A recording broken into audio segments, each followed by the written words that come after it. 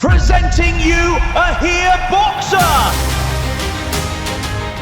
दो तरीके की बॉक्सिंग चल रही है आज के टाइम वर्ल्ड में। एक सर्कस बॉक्सिंग जो ये ड्रामे कर रहे हैं, जेक पॉल जैसे, और उन्हीं की कॉपी करते हैं हमारे इंडिया। तो जो रियल बॉक्सर्स हैं उनको इससे बड़ी दिक्कत होती है। इंडिया का फ्लैग, इंडियन लोग वहाँ पे, और थोड़ा सब वंदे मातरम, जय भारत, और मैंने कहा लो अब तो मीटर खींचना पड़ेगा। देखो मैं आज चैंपियन बन गया तो आज मुझे सब जान रहे हैं बॉक्सिंग में। जब मैं उस जर्नी में था तो किसी ने सपोर्ट नहीं किया। कोई बिग बॉस जीत जाए तो गवर्नमेंट उसके पीछे पीछे घूमने लगती है, और कोई बंदा पूरे देश को, अपने पूरे भारत, वर्ल्ड लेवल पे जाकर रिप्रेजेंट करके जीत के आ रहा है, वो भी अपने खर्चे पे, और लोग जानते भी नहीं उसे, और सरकार कुछ पूछ भी नहीं करती है। आप देश के लिए कुछ भी कर लो, लेकिन ये देश में इतना अप्रिसिएशन नहीं।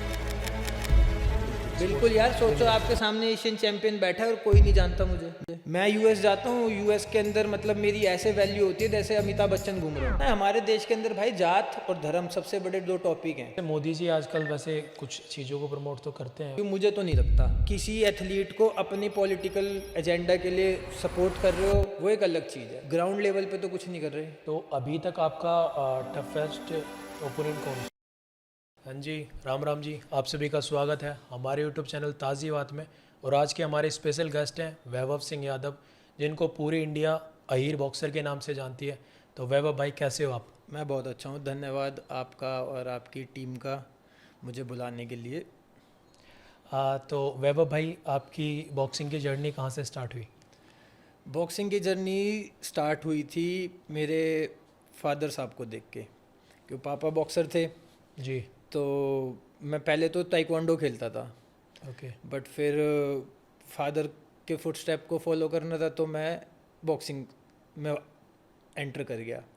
पहले तो पापा ने मना किया, नहीं ये अच्छा स्पोर्ट नहीं है, और स्कोप भी नहीं है, और पॉलिटिक्स भी बहुत है, नहीं करनी, नहीं पढ़ाई में फोकस करो। बट पढ़ाई में इतने स्कॉलर था नहीं, तो मैंने कहा नहीं, मुझे बॉक्सिंग ही करनी है। फिर वहाँ से मैंने अपना प्रैक्टिस स्टार्ट करी, और बॉक्सिंग मेरी वहाँ से जर्नी मेन स्टार्ट हुई। अच्छा, जैसे आपने पिताजी का एक सपना था वो पूरा किया, तो आपका जो एक टैग है अहीर बॉक्सर, वो कैसे पड़ा? वैसे तो हम, अगर तुम लोगों को पता होगा कि प्रोफेशनल बॉक्सिंग में ना एक नाम दिया जाता है जी। जैसे माइक टाइसन का नाम है आयरन माइक टाइसन। हर बॉक्सर का एक नाम होता है, उसकी पर्सनैलिटी के अकॉर्डिंग वो रखता है या लोग उसको देते हैं। तो मेरे को मेरे पिताजी ने बताया था कि अहीर का मतलब होता है निडर। जी। तो मैंने उस कंसेप्ट में निडर मतलब फियरलेस बॉक्सर, तो अहीर बॉक्सर जो है वो फियरलेस बॉक्सर वाला कंसेप्ट था, कि अहीर होते ही फियरलेस हैं, तो इस वजह से मैंने वो अपना नाम रखा उससे बेस्ट। और फिर मैं सबसे बड़ी बात, उसमें मैं अपनी पूरी कम्युनिटी को रिप्रेजेंट कर रहा हूँ वर्ल्ड वाइड। अब हर जगह पे लोगों को पता होता है कि अहीर कौन है। हाँ। सब, क्योंकि ये नाम ऐसा है, सब पूछते हैं कि इसका मतलब क्या है। तो जब गोरे लोग, काले लोग पूछते हैं कि भाई इसका मतलब क्या, उन्हें पता चलता है कि ये कम्युनिटी है इंडिया में, तो पूरे वर्ल्ड वाइड ही एक इसका वो चलता रहता है। वर्ल्ड में सबसे लार्जेस्ट कम्युनिटी भी यादव ही है। मैंने देखा काफ़ी आपकी जो मे बी अमेरिका में जो गाड़ी है उसका अपने नंबर भी यादव ही ले रखा है।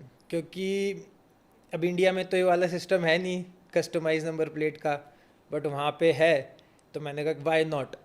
सब अपनी कम्युनिटी को रिप्रेजेंट करते हैं, और इसमें बुरा नहीं है कुछ भी। कोई इसमें अगर जातिवाद है भी तो ठीक है, हम किसी और कम्युनिटी को थोड़ी ना ब्लेम कर रहे हैं। हाँ। आप भी करो, हम भी करेंगे, हेल्दी कंपटीशन रहना चाहिए। तो फिर मैंने इसीलिए स्पेशली यादव नंबर प्लेट की वहाँ पे अपनी। तो इसके लिए कुछ, जैसे इंडिया में 0001 वगैरह, इनके लिए एक वो होती है, क्या कहते हैं, एक बिडिंग होती है, तो वहाँ पे भी कुछ ऐसा कोई कॉन्सेप्ट है क्या? नहीं, वहाँ मतलब ऐसा कॉन्सेप्ट नहीं है, बट हाँ ये है कि आपको एग्जैक्ट इमीडिएट जो आपको चाहिए एग्जैक्टली सारी चीज़ें नहीं मिलेंगी। जैसे अगर आपने यादव, जैसे मैं तो लकी था तो मुझे प्रॉपर यादव मिल गई, वरना कई लोग हैं जिनको कहीं को मिलती है यादव 1 या कुछ, मतलब उससे पहले कोई डिजिट होगा या लास्ट में डिजिट होगा। बट ये होता है कि ऐसे नंबर प्लेट के लिए आपको थोड़े पैसे, डॉलर्स ज़्यादा पे करने पड़ते हैं। तो मेरे जो इंश्योरेंस है उससे ज़्यादा मेरी नंबर प्लेट के पैसे जाते हैं हर महीने। अच्छा। इनफैक्ट मैं यहाँ पे भी हूँ तब भी पैसा ज़्यादा, गाड़ी वहाँ खड़ी हुई है फिर भी वो जाता रहता है, हर महीने होती है वहाँ। तो वहाँ पे हर महीने होता है? हाँ, यहाँ वहाँ पे ईयरली इंश्योरेंस नहीं होती, हर मंथली होती है, हर मंथ के हिसाब से होती है। तो मंथली इंश्योरेंस से नंबर प्लेट का क्या मतलब हुआ? नंबर प्लेट के अलग पैसे जाते हैं। ओके। हाँ, अब आपकी पूरी कार की कॉस्ट जो है उसके अकॉर्डिंग इंश्योरेंस होएगी, ना कि एक स्पेसिफिक अमाउंट नहीं होता। आपने कस्टमाइज लिया है तो आपको उसके अलग से पैसे पे करने पड़ेंगे, तो हर इंश्योरेंस में ऐड होंगे वो। ये तो मतलब आपकी नंबर प्लेट की बात हो गई। तो आप बॉक्सिंग में जो आए तो आपकी इंस्पिरेशन क्या थी?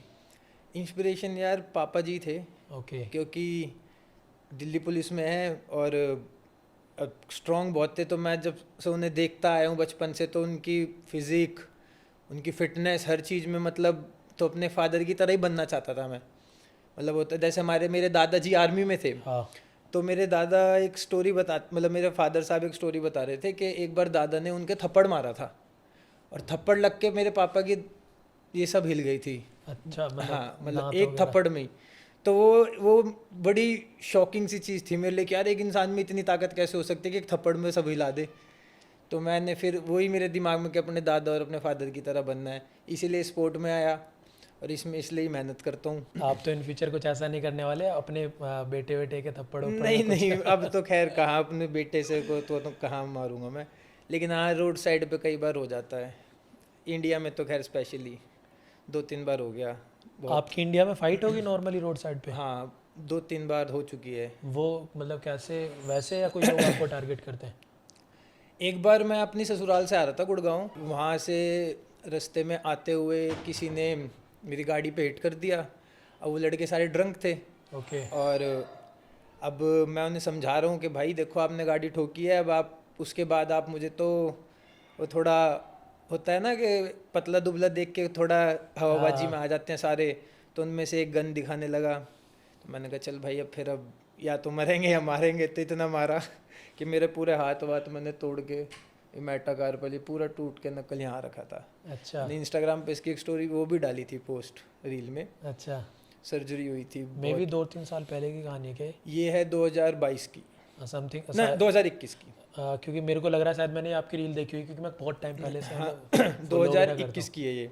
नहीं उसके बाद और भी हुई है यार, दिल्ली के अंदर ना ट्रैफिक बहुत ज़्यादा है। हूँ। हाँ। अब दिल्ली में ऐसे गाड़ी चलाना, और जब आप थोड़े सभ्य तरीके से चलाते हो तो लोग आपको चलाने नहीं देते यहाँ पे, और असभ्य बनोगे तो फिर आपका कुछ ना कुछ इस तरीके से लड़ाई होगी।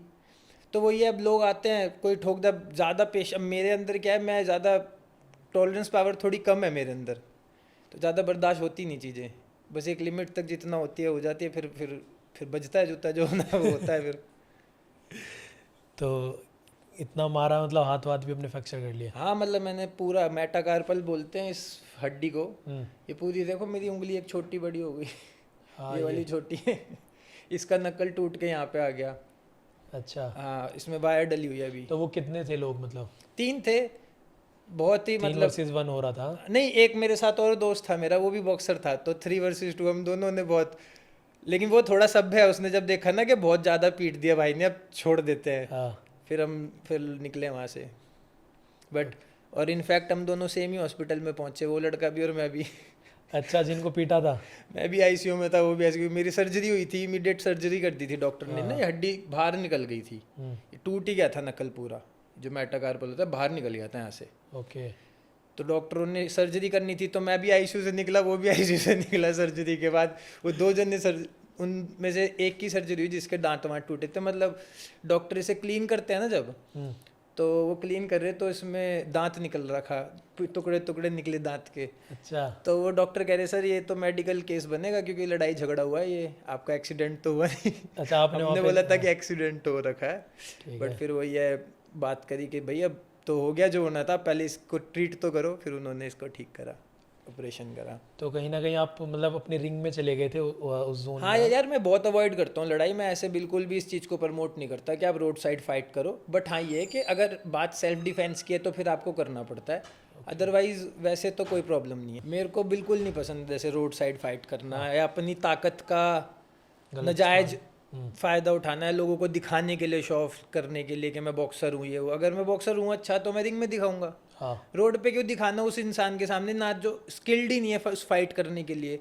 एक रैंडम इंसान कहाँ स्किल्ड होगा एक फाइटर। तो आजकल देख रहे हैं जैसे सोशल मीडिया पे सारी चीज़ें चल भी रही हैं, जो जिस जोन का नहीं है, जैसे आप बॉक्सर हो तो कुछ बॉक्सर्स क्या है कि यूट्यूबर्स को टारगेट कर रहे हैं, जैसे कि एल्विश यादव हुआ और रजत दलाल और काफ़ी सारे को। एक अभी दिल्ली में मैच था तो वहाँ पे आके, मैं किसी पर्टिकुलर का नाम नहीं ले रहा, तो उन्होंने चैलेंज कर दिया। जबकि क्या है कि जैसे आप एक बॉक्सर हो तो बॉक्सर से बॉक्सर को फाइट करनी चाहिए। एग्जैक्टली। तो ये क्या चल रहा है मतलब? यार ये ना एक्चुअली क्या है, इंडिया के अंदर ना बहुत बड़ी एक प्रॉब्लम है वेस्ट वर्ल्ड को कॉपी करने की। अपना खुद का खुद रियल प्रोडक्शन इनके पास कुछ नहीं है, ज़ीरो कंटेंट है इंडिया में। तो ये क्या करते हैं, जो वेस्ट वर्ल्ड में चल रहा है उसको कॉपी करते हैं। जैसे अगर तुम्हें पता होगा, एक यूट्यूबर बॉक्सर है जेक पॉल। जैक पॉल, हाँ। हाँ, जेक पॉल, लोगन पॉल। तो इन्होंने ये जोकर वाली बॉक्सिंग स्टार्ट करवाई। एक तो बेसिकली क्या है, दो तरीके की बॉक्सिंग चल रही है आज के टाइम वर्ल्ड में। एक सर्कस बॉक्सिंग जो ये ड्रामे कर रहे हैं जेक पॉल जैसे, और उन्हीं की कॉपी करते हैं हमारे इंडिया में, ठीक है। और एक है रियल बॉक्सिंग। हाँ, इनकी इन ड्रामों की वजह से लोग बॉक्सिंग को सपोर्ट कर रहे हैं, बट वो बॉक्सिंग सपोर्ट को नहीं सपोर्ट कर रहे, वो बेसिकली इन पर्टिकुलर यूट्यूबर और फेसिस को सपोर्ट कर रहे हैं। मतलब इनके जो इन्होंने fans लोग हाँ हैं। इन्होंने अपने फैंस को इंट्रोड्यूस तो करा बॉक्सिंग को, लेकिन सिर्फ अपने फेस के लिए, औरों के लिए नहीं।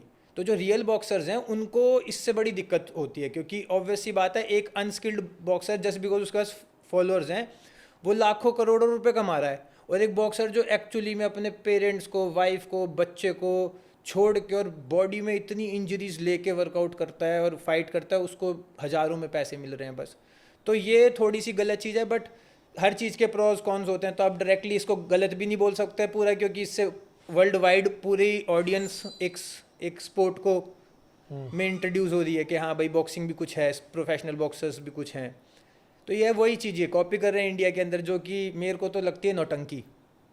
अगर आप अच्छे फाइटर हो, मेरे को लगता है अगर आप अच्छे फाइटर हो तो आपके पास दूसरे अच्छे फाइटर का नंबर होगा, नहीं तो आप अरेंज कर सकते हो, इतने सक्षम हो गए, उसको डायरेक्ट कॉल करो। हाँ। बट मैंने बताया ना, ये वेस्ट की कॉपी करते हैं। इनको जो बॉक्सर हैं उन्हें फॉलोअर्स चाहिए, और जो ये यूट्यूबर जिनके पास फॉलोअर्स हैं उनको बॉक्सर से लड़के पैसा मिलेगा। ओके। हाँ, तो ये इनका ये कंटेंट है। हाँ, मतलब कॉन्सेप्ट बना ये कंसेप्ट बना दिया इन्होंने, और उसी के लिए वो दो चार नाम है। मैं कहता हूँ भाई तुम्हें बॉक्सिंग करनी है मुझसे कर लो, जो भी है कर लो, मेरे को मेरा नंबर आईडी सबके पास है, मैं तो कैमरा बंद करके लड़ूंगा। और बताओ, मतलब कोई सोशल मीडिया में तुम्हें पता चल जाएगा कि बॉक्सिंग है क्या चीज़। फाइनल रिजल्ट आएगा वो सबको बता ही देगा क्या है। हाँ, नहीं, सबसे पहले उस पर्टिकुलर इंसान को पता होनी चाहिए जो चैलेंज कर रहा है एक बॉक्सर को, समझ रहे हो। मैं नहीं कहता आप गलत हो, आप प्रैक्टिस करो, लेकिन आप बिजनेस के लिए, लोगों को एंटरटेन करने के लिए और ऐसे धंधे बनाने के लिए कर रहे हो तो वो डिसरिस्पेक्टफुल है। एक बंदा जो इंडिया को रिप्रेजेंट करता है, एक क्रिंज कंटेंट वाला मिलियंस में फॉलोअर आके उसको चैलेंज करे, तो ये हमारे देश के लिए ऊपर बड़ी गलत सी चीज़ है कि एक बंदा है, एक एथलीट है जो इंडिया को रिप्रेजेंट कर रहा है, और एक टुच्चा सा यूट्यूबर, भले ही फॉलोअर्स ज़्यादा हो, भले ही बहुत पैसा हो, और वो उसको आगे चैलेंज करे, तो बहुत डिसरिस्पेक्टफुल है। ये चीज़ नहीं होनी चाहिए। बट आप और मैं अकेले तो इसको रोक नहीं सकते लोगों को। अब क्या है ना, अनएजुकेशन सबसे बड़ी प्रॉब्लम है। हाँ। लोग एजुकेट नहीं होंगे तो वो इन चीज़ों को ही प्रमोट करेंगे। आज के टाइम में मेरे को सबसे ज़्यादा जो डर लगता है ना, वो इस चीज़ का लगता है, हमारे देश में हर इंसान, हर यूथ बस फेमस होना चाहता है। हाँ। किसी भी तरीके से बस फेमस होना चाहता है।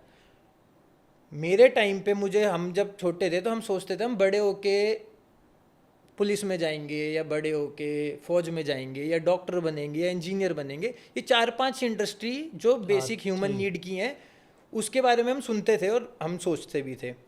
बट आज के टाइम पे जिस मर्जी को देख लो, वो सबको फेमस होना है इंस्टाग्राम, यूट्यूब पे। बस किसी को, मैं सोचता हूँ कि जब हम लोग बूढ़े हो जाएंगे या हमारे माँ बाप और बूढ़े होंगे, तो इनको कौन से डॉक्टर देखेंगे, क्योंकि सब तो इंस्टाग्राम में बिजी हैं।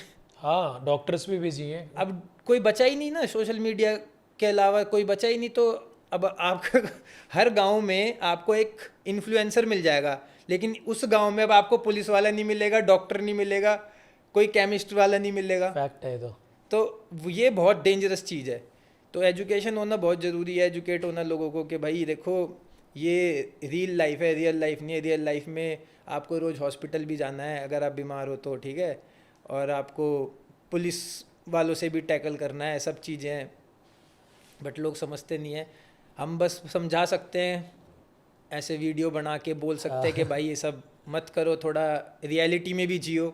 इन फॉलोअर्स जिनको तुम फॉलो करते हो, तुम्हारे को तो कुछ नहीं मिल रहा, उनको बहुत पैसा मिल रहा है उन सब चीज़ों का, समझ रहे हो। एक्चुअल में ये भी आजकल जो छोटे छोटे बच्चे हैं जो इन्फ्लुएंसर बनना चाहते हैं, क्रिएटर, तो एक तो क्या है कि जो लोग बने हैं, जैसे किसी भी बड़े यूट्यूबर का नाम ले लें, तो सबने टाइम दिया है और अपनी स्टडी पूरी करने के बाद वो सब इस फील्ड में आए थे।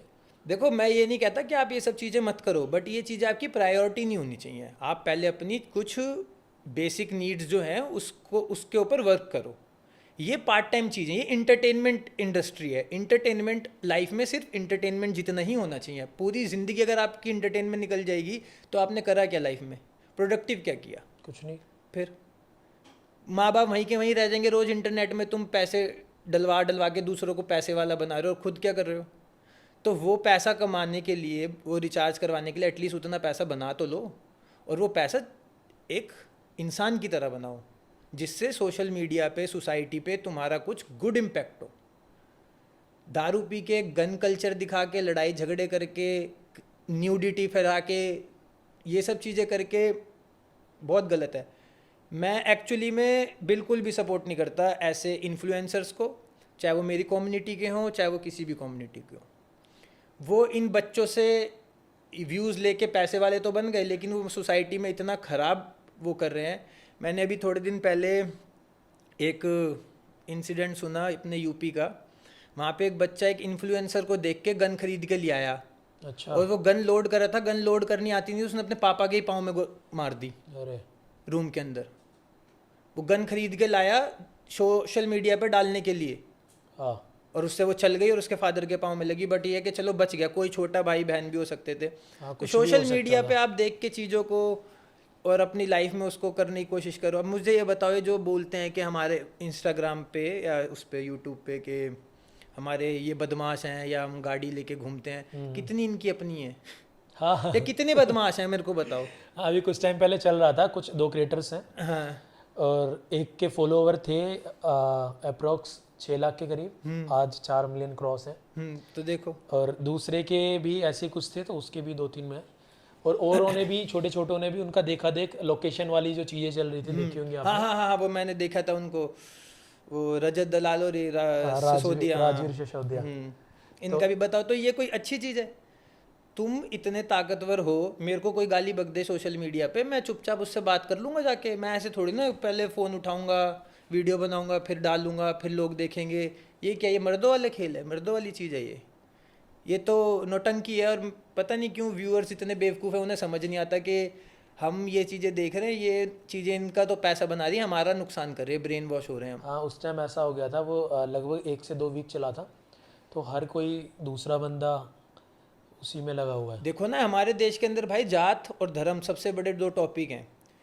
अगर, और 90% यही होता है, जब कोई 2 जने लड़ते हैं ना तो उनके जात और धर्म देखे जाते हैं, तो फिर उनके जो फॉलोअर्स होते हैं ना, वो उनकी लड़ाई नहीं होती, फिर वो फॉलोअर्स की लड़ाई हो जाती है। हाँ, मतलब उसे कम्युनिटी में पूरी फिर वो बिल्कुल एग्जैक्टली, जैसे अब मैं यादव हूँ और मेरा किसी XYZ कम्युनिटी के साथ मेरी लड़ाई हो जाए या बहस हो जाए, तो अब मेरे जितने सपोर्टर हैं वो उनके कम्युनिटी के लोगों को टारगेट करने लगेंगे, तो जो कि बिल्कुल अच्छी चीज़ नहीं है। क्या हाँ, ये? बहुत गलत है। हाँ, और मैं उस चीज़ से पैसा बना लूँ, फेमस हो जाऊँ, तो ये क्या है? ये सब चीज़ें ठीक नहीं है देश के लिए। बिल्कुल।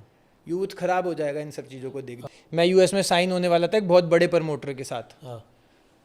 तो मैंने जिस लड़के को मारा था, बेल्जियम का था वो, उसने नॉकआउट किया था मैंने उसे 3rd राउंड में लड़के को, और उसके पास वर्ल्ड टाइटल था।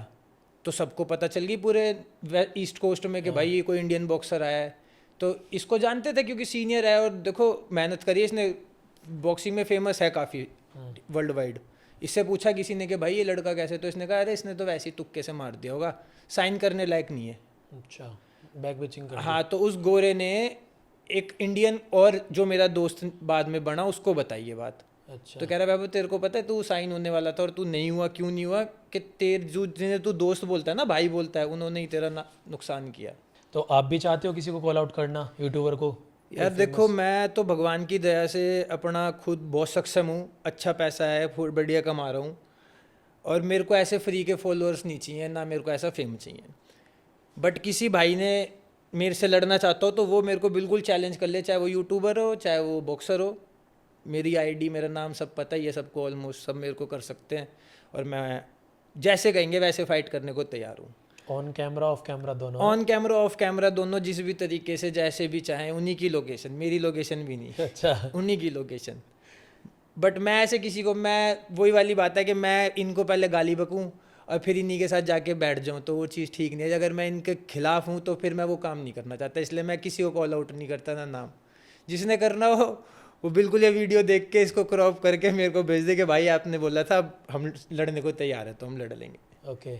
कोई भी बॉक्सर हो या इन्फ्लुएंसर हो या कोई भी मैं कहता हूँ जो भी लड़ना चाहता हो ना, जिसको लड़ने का मन है वो लड़ ले।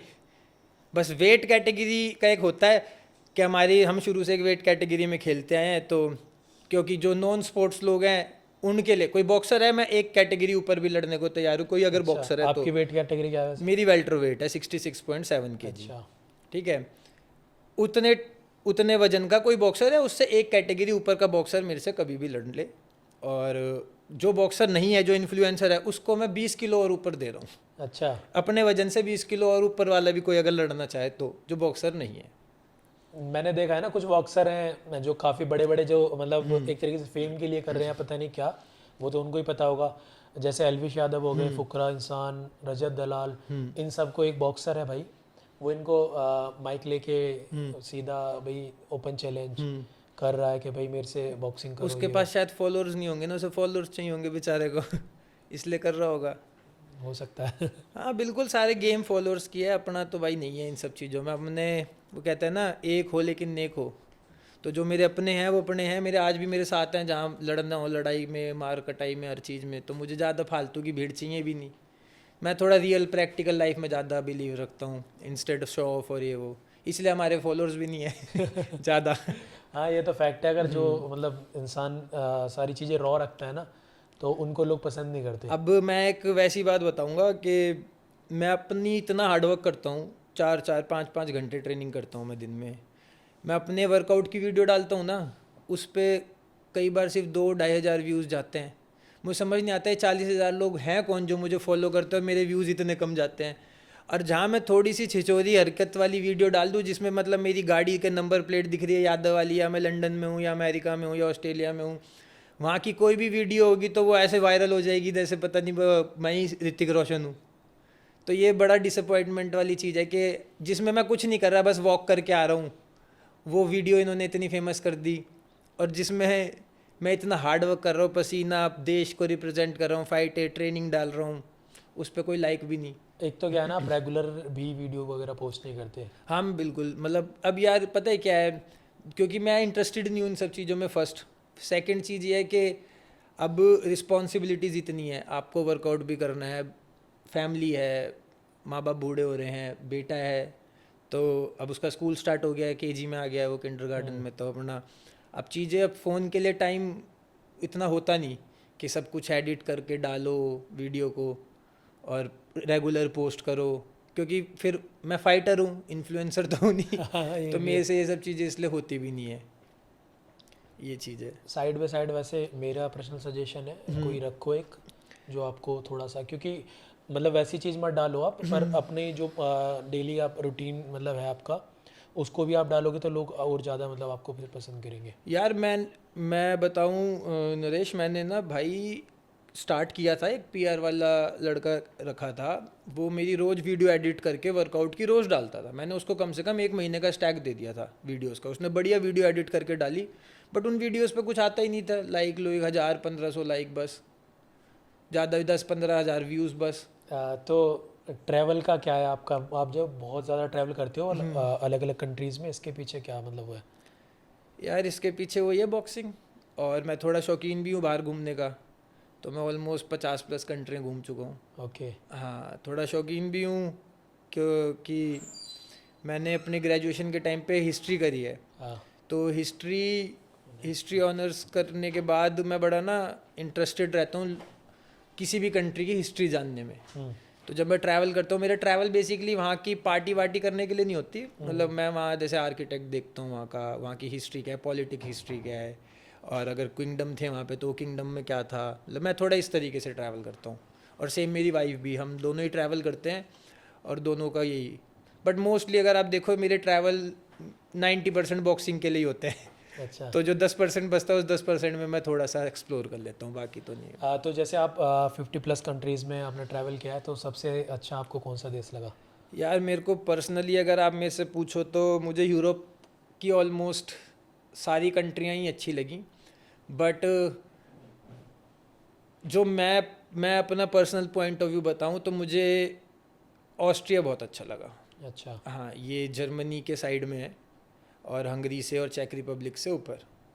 तो मैं वियना था, हिस्टोरिकल वाइज भी वहाँ पे एजुकेशन, वहाँ पे क्लीनिनेस, वहाँ पे पोल्यूशन, और वहाँ की गवर्नमेंट और जो वहाँ की अथॉरिटीज़ हैं जो जिस तरीके से वो वर्क करते हैं, बहुत इम्प्रेसिव। मतलब वहाँ के सिटीजन्स के लिए शायद ही लोग वहाँ पे गरीब होते हैं, शायद ही।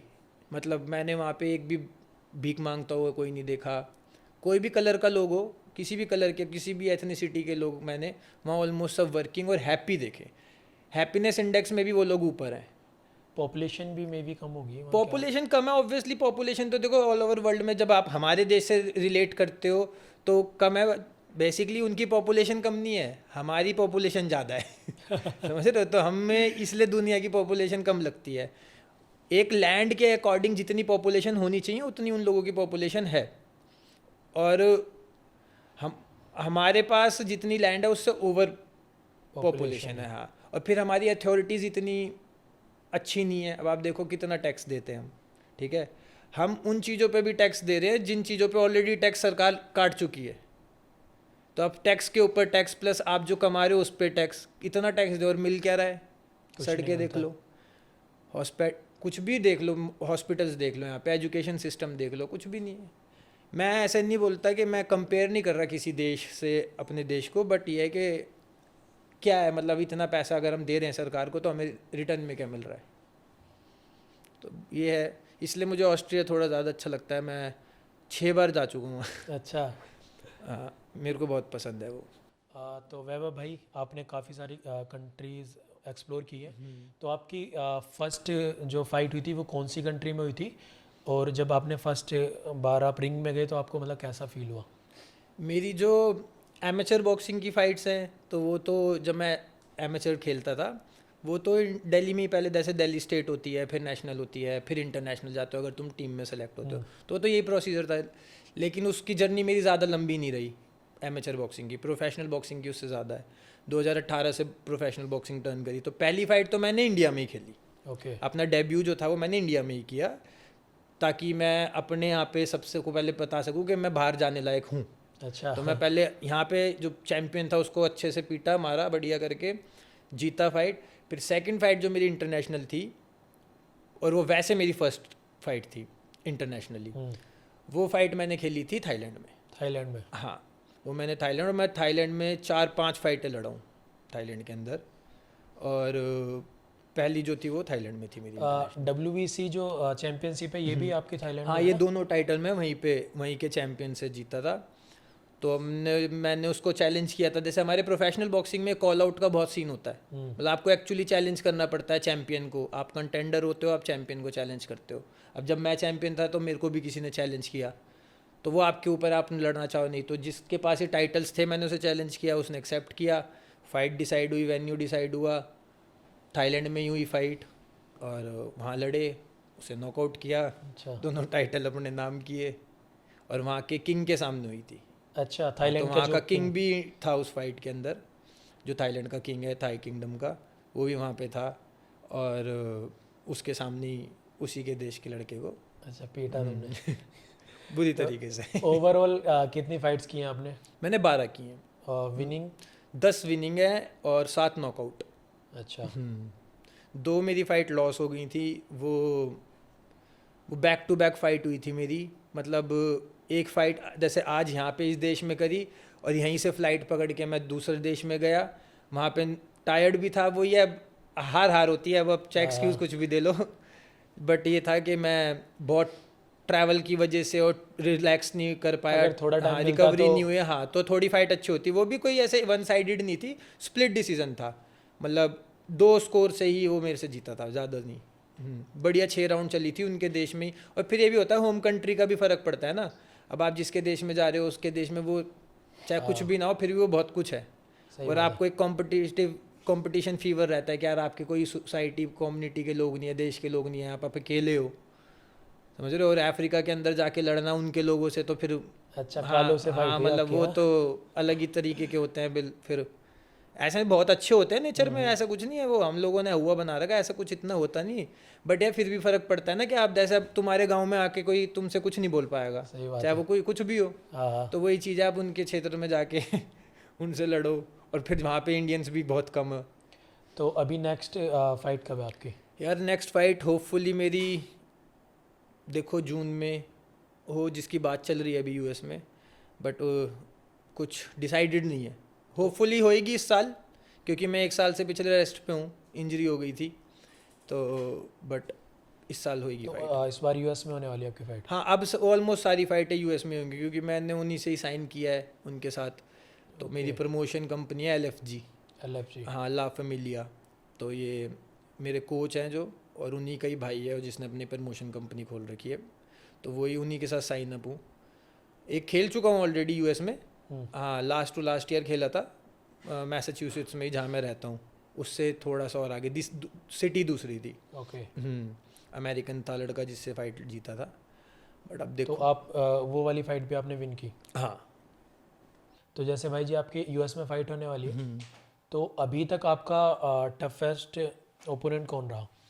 यार वो मेरा जो टफेस्ट अपोनेंट था, जिससे मैं फाइट हारा था, जो मेरी अफ्रीका में हुई थी, केनिया में, वो ओकैम्पो नाम था उसका। वो मतलब हमारी 8 राउंड फाइट चली थी, और बहुत हार्ड, मतलब बहुत ज़्यादा फुल ब्लीडिंग, फुल 8 राउंड उसके। तो मैं कुछ स्कोर से उससे लूज़ कर गया, बट वो बहुत टफेस्ट, अभी तक की मेरी सबसे टफेस्ट फाइट वो थी। और एक और टफेस्ट जो थी, जो मैं जीता था, वो वही थी जिसमें टाइटल जीता था। अच्छा। इसने फर्स्ट 2 राउंड में मुझे डोमिनेटिंग स्टाइल में था, ये अपना फुल डोमिनेट किया इसने। बट फिर मैंने वो देखा ना, इंडिया का फ्लैग, इंडियन लोग वहाँ पे, और थोड़ा सब वंदे मातरम जय भारत, और मैंने कहा लो अब तो मीटर खींचना पड़ेगा। फिर 3rd और 4th राउंड में नॉकआउट। नाक नहीं कटने देनी देश की। बिल्कुल, मैं कहा जब मर जाएं लेकिन करेंगे। फिर वो लास्ट राउंड में पूरा एफर्ट डाल दिया और नॉकआउट करके फिर ये जीता। तो अभी जो टाइटल्स हैं, मतलब इनसे ऊपर भी होते होंगे ना टाइटल? हाँ हाँ मेरे को बहुत नहीं होते पता। हैं इनसे ऊपर। हाँ। तो ब्रदर अभी जैसे अपने पास अभी 2 टाइटल तो हैं, तो अभी आपका अगला प्लान कौन से टाइटल को लेके है? अब मेरा जैसे मैं ना हर चीज़ स्टेप बाय स्टेप करने में ज़्यादा बिलीव करता हूँ। जैसे पहले अपने देश में नाम रोशन करो, देश से निकलो, फिर ऊपर एक कॉन्टिनेंट में जाओ। तो जैसे अभी कॉन्टिनेंटल टाइटल मैंने जीत लिया, एक कॉन्टिनेंट को जीत लिया मैंने। अब मेरा टारगेट है वर्ल्ड टाइटल लेने के, और वर्ल्ड टाइटल की ही तैयारी चल रही है, उसी की फ़ाइट के लिए बात हो रही है। तो hopefully this year, otherwise next year title, but fight तो इस ईयर कंफर्म है। मतलब देखा जाए तो इस साल नहीं तो अगले साल तो टाइटल आएगा ही आएगा लाऊंगा, आएगा। फिर अब थोड़े टाइम में रिटायरमेंट भी लेनी है ना, बहुत साल हो गए बॉक्सिंग करते हुए। अच्छा। बहुत चोटें खा रखी हैं, तो उससे पहले रिटायर होने से पहले एक बार वर्ल्ड टाइटल ले आऊँ, अपने देश का एक बार और नाम रोशन कर लूँ। तो अब से पहले वर्ल्ड टाइटल इंडिया में बॉक्सिंग में आया हो? नहीं, अभी तक किसी का नहीं आया था। अभी रिसेंटली एक लड़के का आया, सुना है मैंने, मैं कंफर्म नहीं हूँ, बॉक्सर है वो भी यूएस में ही जीता है, तो उसका आया है अभी वर्ल्ड टाइटल। तो उसने हिस्ट्री बना दी है। बट जो टाइटल की फेडरेशन है उसके पास, मैं उससे भी ट्राई करूँगा कि ज़्यादा बड़े टाइटल की ले जाऊँ। मतलब जो फेडरेशंस के ऊपर भी होता है ना, जैसे आप कुछ टॉप की जो फेडरेशंस हैं उनके वर्ल्ड टाइटल और छोटी छोटी फेडरेशन के वर्ल्ड टाइटल में ज़मीन आसमान का फ़र्क है। मतलब देखा जाए तो जैसे जिम वगैरह में होता है। हाँ मतलब जैसे मान लो कि एक बॉडी बिल्डिंग का शो एक रिस्पेक्टेड बॉडी करवा रही है ना, और एक बॉडी बिल्डिंग का शो कोई करवा रही है, तो वर्ल्ड चैंपियन वो वहाँ भी बना रहे हैं, वर्ल्ड चैंपियन वहाँ भी बना रहे हैं। हाँ, जैसे ओलंपिया और हाँ मतलब जो मैं तो इनको इतना इंटरेस्टेड नहीं है, तो मुझे ज़्यादा नॉलेज नहीं है, बट हाँ मोर और लेस ऐसे ही है। जैसे WBC सबसे बड़ा है, वर्ल्ड बॉक्सिंग काउंसिल, WBO है, वर्ल्ड बॉक्सिंग ऑर्गेनाइजेशन, ऐसे हैं। तो WBC का तो मेरे पास एशिया है, इसी का ही वर्ल्ड टाइटल। ओके। तो वो जो भाई है हमारा अपना, उसने जीता है, बहुत अच्छी बात है, इतिहास रच दिया उसने। अब हम कोशिश करेंगे कि हम और अच्छा करें देश के लिए। बट वो ये, आप देश के लिए कुछ भी कर लो, लेकिन ये देश में इतना आपको इस चीज़ की अप्रिशिएशन नहीं मिलती। कोई भी बंदा इन्फ्लुएंसर है आज के टाइम में, लोग, सरकार उनके पीछे हैं। कोई बिग बॉस जीत रहा है तो लोग उनके पीछे हैं। हम टाइटल जीत के आ रहे हैं, देश का नाम रोशन कर रहे हैं, देश को रिप्रेजेंट कर रहे हैं ऐसी ऐसी जगहों पे वर्ल्ड की कंट्रियों में जहाँ कई लोगों को पता भी नहीं है कि यहाँ से भी एथलीट एग्जिस्ट भी करते हैं, इंडिया के बॉक्सर, वहाँ भी हम जीत रहे हैं बट फिर भी कोई इतना फेम नेम नहीं है। तो ये थोड़ा सा डिसरिस्पेक्टफुल और थोड़ा सा डिसअपॉइंटमेंट होती है, बट हम तो फिर फौजी आदमी है, लड़ना है तो लड़ना ही है, ख़त्म। हाँ, वैसे मोदी जी आजकल वैसे कुछ चीज़ों को प्रमोट तो करते हैं वैसे। यार मेरे को तो नहीं लगता, मतलब मुझे सीरियसली बताऊं अपना पर्सनल पॉइंट ऑफ व्यू, मुझे तो नहीं लगता, क्योंकि आप किसी एथलीट को अपनी पॉलिटिकल एजेंडा के लिए सपोर्ट कर रहे हो वो एक अलग चीज़ है। आप ग्राउंड लेवल पे तो कुछ नहीं कर रहे, ग्रास रूट लेवल पे आपने क्या किया। देखो मैं आज चैम्पियन बन गया तो आज मुझे सब जान रहे हैं बॉक्सिंग में, जब मैं उस जर्नी में था तो किसी ने सपोर्ट नहीं किया। ये टाइटल जीतने के बाद बहुत लोगों के मेरे पास स्पॉन्सरशिप के लिए स्पॉन्सरशिप के लिए कांटेक्ट किए, ईमेल्स आए कि अब हम आप हमारे लिए ऐड कर दो, हमारे लिए कर दो, टायर कंपनियों के, पेन की कंपनी के, बहुत कंपनियों के मेरे पास आए और हम आपको अच्छा पैसा देंगे, ये करेंगे वो करेंगे। मैंने नहीं किया, क्योंकि जिस समय में एक्चुअली जब मैंने उन कंपनियों को ईमेल किया था कि देखो मेरे को इतना पैसे की ज़रूरत है, मैं इतनी ट्रेनिंग कर रहा हूँ और इसमें इतना खर्चा आएगा तो आप लोग मुझे स्पॉन्सर करो, तब उन्होंने मेरे को स्पॉन्सर नहीं किया। तो क्या फ़ायदा, जो जर्नी में आपको सपोर्ट नहीं कर रहा, फल लगने के बाद क्या फ़ायदा, समझ रहे हो, वो वाली चीज़ है कि आपने जो पेड़ लगा था उस टाइम तो उसको पानी डाला नहीं, अब जब फल आ गए तो वो तोड़ने आप आ गए, तो वो चीज़ ठीक नहीं है। मोदी जी कर रहे हैं, ऐसा नहीं है, बट ये है कि उस लेवल पे नहीं कर रहे जिस लेवल पे करना चाहिए। क्रिकेट के अलावा बताओ आप कौन सा स्पोर्ट है? हाँ, इंडिया में वैसे देखा जाए तो घर घर से बच्चे, छोटे छोटे बच्चे क्रिकेट के पीछे ही लगे रहते हैं, अदरवाइज और बिल्कुल यार, सोचो आपके सामने एशियन चैंपियन बैठा है और कोई नहीं जानता मुझे। आप कैसे बात कर सकते हो स्पोर्ट्स को उठाने की, जब बड़े बड़े एथलीट को इंडिया में रिप्रेजेंट, मतलब उनको कोई रिकॉग्नाइज ही नहीं कर रहा, कोई जानता ही नहीं है एथलीट को। सिर्फ बॉक्सिंग नहीं, बहुत सारे प्रोफेशनल एथलीट्स हैं, मतलब मेरे से भी ज़्यादा अचीवमेंट वाले, जिनके नाम भी लोगों को नहीं पता। एक रणजी प्लेयर होगा, उसके पास हज़ारों तो फॉलोअर्स होंगे, लाखों, और करोड़ों रुपए की स्पॉन्सरशिप होएगी और बड़े बड़े ब्रांड्स के साथ। तो इंडिया में तो ये स्पोर्ट का हाल बहुत बुरा है। और गवर्नमेंट तक आप देखो ना, मैंने देखा कोई बिग बॉस जीत जाए तो गवर्नमेंट उसके पीछे पीछे घूमने लगती है, और कोई बंदा पूरे देश को, अपने पूरे भारत को, हर पॉपुलेशन को, हर धर्म जात को एक वर्ल्ड लेवल पे जाकर रिप्रेजेंट करके जीत के आ रहा है, वो भी अपने खर्चे पे, और लोग जानते भी नहीं उसे, और सरकार कुछ पूछ भी नहीं करती उनकी। तो क्रिकेट के अलावा हमारे देश में बहुत बुरा हाल है। अभी यहाँ पे दोनों बच्चे बैठे थे जो, मैं सोचा था कि मैं जब इतना छोटा था मैं इतना मैच्योर नहीं था, जैसे मैंने बात सुनी। हाँ, इन बच्चों को भी पता है कि पॉलिटिक्स क्या होती है, कि देश में क्या चल रहा है, खिलाड़ियों के साथ चीटिंग क्या होती है। हमें तो पता ही नहीं था, नेशनल खेले के तक भी हमें पता नहीं था, कि जब कॉलेज में आ गए हमें तब भी नहीं समझ आती थी कि यार क्या राजनीति। हमें तो बस ये था कि बस ठीक है, हरा दिया कोई बात नहीं। बच्चे इतने मैच्योर हो रहे हैं आज के, इन सबको भी पता है, बताओ। हाँ, इन्होंने काफ़ी सारे कॉम्पिटिशन्स मतलब खेल लिए ना। तो बट यही है ना कि अब आगे क्या, गवर्नमेंट का सपोर्ट कितना मिल रहा है। हाँ, ये भी अपने जितने मेडल यहाँ टंगे हुए हैं बच्चों के, ये कोई छोटी बात है? इतनी खेलना ही, फाइट में जाके खड़े होना ही बहुत बड़ी बात होती है। क्या गवर्नमेंट सपोर्ट करती है इन्हें, बताओ? कुछ भी नहीं है, ये सब तो हम अपनी जेब से करा रहे हैं। फिर बताओ। अब वो है कि हम, और मतलब हमारे घर वाले इतने थोड़े सक्षम हैं जो ये चीज़ें करा भी रहे हैं, नहीं तो बहुत, मतलब बहुत अच्छा। आपको मैं वही तो बता रहा हूँ, मैं जब देखता हूँ ना ऐसे एथलीट्स को तो बड़ा मेरे को दुख लगता है कि एक सोशल मीडिया पे जो बंदा है क्रिंज हरकतें कर करके फेमस हो रखा, और उसने वहाँ पे बार्टर सिस्टम कर लिया सोशल मीडिया के थ्रू। उसे चीज़ें मिल रही हैं, उसे व्यूज़ मिल रहे हैं, उसका यूट्यूब चैनल चल रहा है, उसको पैसा मिल रहा है, सब चीज़ें। और जो बच्चे ऐसे मेहनत कर रहे हैं उनको कोई वो नहीं है। बड़ी बड़ी ब्रांड्स भी एथलीट्स को नहीं उठाता, या कोई हार्ड वर्किंग बंदे को नहीं उठाता, ऐसे क्रिंज लोगों को सोशल मीडिया पे जिसके फॉलोअर्स उठा के प्रमोट करने लगता है।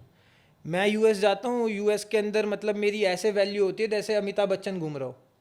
मेरे को एयरपोर्ट पे लेने आते हैं, मेरे लिए हाउसिंग, खाना, हर चीज़, मतलब वो इस चीज़ को अप्रिशिएट करते हैं, मेरे हार्डवर्क को अप्रिशिएट करते हैं। यहाँ पे क्या है, यहाँ कुछ भी नहीं है। बिल्कुल। यहाँ पे आप देखो, यहाँ पे ऐसे ही है सब कुछ।